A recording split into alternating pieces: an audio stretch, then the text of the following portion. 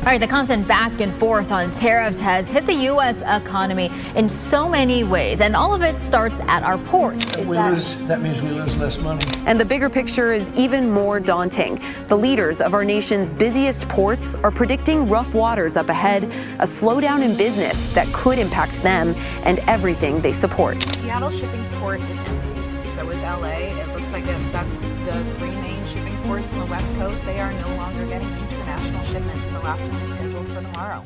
In May 2025, the Port of Los Angeles, the busiest in the United States, reported a staggering 35% drop in cargo volume. And it wasn't because of strike storms or a global recession. The reason: tariffs. Across California's key shipping hubs, Los Angeles, Long Beach, and Oakland, vessel traffic from China has dropped off sharply, with importers rerouting or canceling shipments altogether to avoid the rising costs of U.S. trade policy. These are ports that once moved goods 24/7, fueling everything from tech to toys. Today they're running at a fraction of their usual pace. For now, store shelves remain stocked thanks to earlier stockpiling. But the warning signs are everywhere. Fewer trucks on the roads, fewer shifts at the docks, and a growing sense of uncertainty rippling far beyond the ports themselves. What was meant to be an economic shield is now slowing the heartbeat of America's supply chain. For decades, the ports of Los Angeles, Long Beach, and Oakland were more than just docks. They were arteries of the global economy. Container ships moved in and out around the clock, unloading everything from smartphones and solar panels to auto parts and children's toys. The entire system was optimized for one thing: speed. But in 2025, that momentum has started to unravel. The reason: tariffs, aggressive ones. With new trade rules imposing up to 50% duties on imports from China, Vietnam, and Mexico, the cost of doing business has suddenly spiked. Cargo ships that once made regular deliveries are now being rerouted, postponed, or canceled outright as companies rethink how and where they source their goods. And the numbers tell the story clearly. In April alone, the U.S. goods trade deficit narrowed, but not because America started producing more. It shrank because imports collapsed. According to CNBC, April 29, 2025, the Port of Los Angeles saw its shipping volume fall by 35%, the sharpest drop in recent history. Meanwhile, Reuters, May 12, 2025, reported that container backlogs, once a symbol of demand, are now easing, not due to faster processing, but because there's simply less cargo to process. Warehouses that were once overflowing are now seeing fewer deliveries. Freight companies are reducing routes. And for the first time in years, America's busiest logistics networks are showing signs of quiet contraction. But this isn't just a logistics issue, it's a structural signal. A supply chain that once moved like clockwork is now slowing from the outside in, with ripple effects spreading across retailers, manufacturers, and everyday consumers. Importers are racing to build new routes, some looking toward Southeast Asia, others toward Mexico and Canada. But that kind of restructuring takes time. And in the meantime, shelves may remain stocked, but margins are tightening, delivery schedules are slipping, and costs are creeping upward. What was once a fluid, high-speed trade system is now sluggish, uncertain, and increasingly unpredictable. The U.S. hoped to pressure rivals and protect domestic industry. But instead of reshaping global trade in America's favor, the tariffs are forcing the very system America built to slow itself down. When we talk about trade, it's easy to focus on the surface metrics, percentages, volumes, deficits. These numbers dominate headlines and political speeches. But the real story is happening off-camera. Behind every cargo container that doesn't arrive at port, there's a shift that doesn't get filled, a paycheck that never gets issued. A family that has to wait longer, stretch thinner, and worry more. That's not a statistic, that's someone's Tuesday, and it's already unfolding in places like San Pedro Long Beach and Oakland, where generations of workers have built their lives around the docks. Now those docks are quieter. The cranes are still there, the schedule's still posted, but the pace has changed. Fewer ships mean fewer shifts. Longshoremen, warehouse packers, forklift drivers, customs agents, all seeing their hours cut or contracts dropped. The overtime that once made rent possible, gone. The union jobs that kept families afloat, under threat. In some terminals, entire night crews are being paused until volumes pick back up. But no one knows when that will be. And it's not just laborers. Small businesses built around trade trucking companies, freight forwarders, customs brokers are being pulled into the same spiral. Many of them aren't global conglomerates. They're family-run regional outfits with tight cash flows and deep community ties. The slowdown means fewer orders, higher costs, and uncertain futures.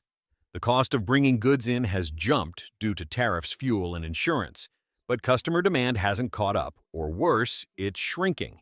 For importers, that means thinner profit margins, tougher client negotiations, and in some cases, difficult choices, downsize delay payments, or shut down. For a time, stockpiles helped cushion the blow. Warehouses were full-stocked during the tail end of the pandemic-era supply chain scramble, but that buffer was always temporary. As of mid-2025, many of those inventories are dwindling. Warehouse vacancy rates are rising again, not because business is booming, but because goods simply aren't arriving. Distributors are tightening their forecasts. Logistics teams are scaling back. And what once felt like a slowdown is starting to feel like a stall. Meanwhile, the pressure builds from both sides. Workers want hours, consumers want products, retailers want predictable shipping schedules. But the system isn't delivering. Some importers have begun shifting to new suppliers, even rerouting through Mexico or Canada, but not every business has that flexibility or budget. So, while large multinationals may adapt, it's smaller players, the lifeblood of many port economies, who take the hardest hit. This is the side of tariffs that rarely makes the news. Not the political sound bites or the boardroom strategies, but the quiet erosion of everyday security. The kind of erosion that doesn't happen overnight, but over weeks and months, unnoticed until it's undeniable. Where businesses close without press releases and job losses come with no headlines, just unpaid bills. If this trend continues, the biggest cost of the trade war won't show up in GDP charts or stock market indexes.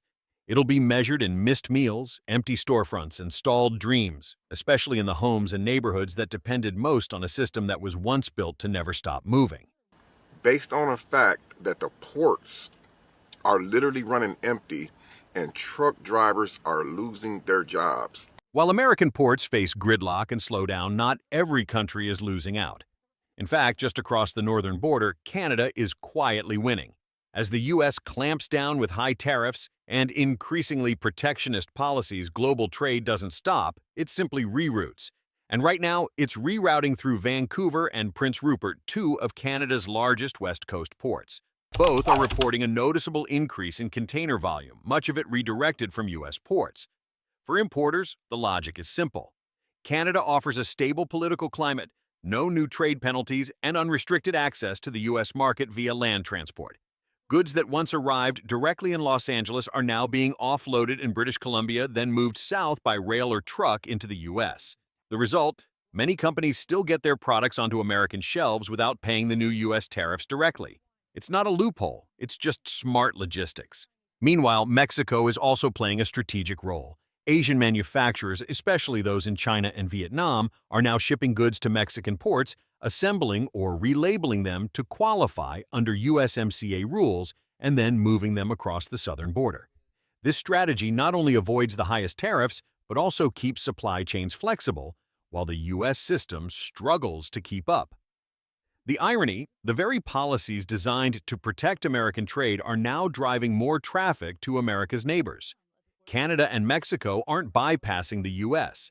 They're becoming essential extensions of its trade infrastructure just without the penalties. And while U.S. workers face layoffs, Canadian logistics firms are expanding. Warehouses in British Columbia are hiring. Rail freight is booming. Even customs brokers along the northern border are reporting record demand. Canada didn't fight for this advantage. It was handed to them by an American trade shift that failed to consider how global supply chains adapt. So, as Washington talks about reclaiming control, the reality is more complicated. The ports are quieter, but trade isn't disappearing, it's just finding new doors. And increasingly, those doors are in Vancouver, Montreal, and Monterey, not Los Angeles or Oakland. We were told tariffs would restore order, that they would bring back factories, protect American jobs, and help the U.S. regain control over its own economy. But 5 months into 2025, the results are painting a different picture.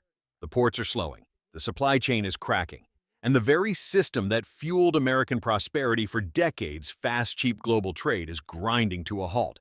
Jobs haven't come back. In fact, in many cases, they're slipping away quietly, not to China this time, but to Canada, to Mexico, to Eastern Europe, to wherever the costs are lower and the rules are clearer. While Washington plays defense, the rest of the world is adapting faster, building new routes, forging new partnerships, and rerouting supply chains that once ran through American soil. And the consumer caught in the crossfire.